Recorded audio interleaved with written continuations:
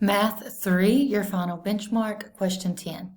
A spherical bowling ball is placed inside a bag.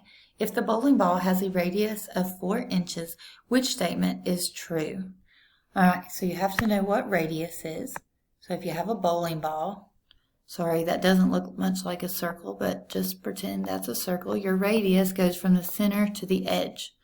So that means your diameter, if your radius is 4, your diameter goes across the whole bowling ball.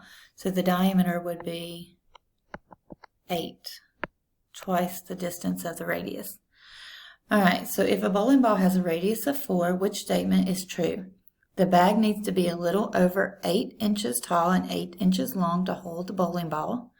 That looks like it to me because, again, this doesn't look like a circle, but if you have a bowling ball, it is a spherical ball, so it would be perfectly round, and that would be the correct answer. Let's go ahead and check the others. The bag needs to be a little over 4.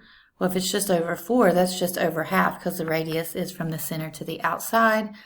4 and 4, so that can't be it. The bag needs to be a little over 2.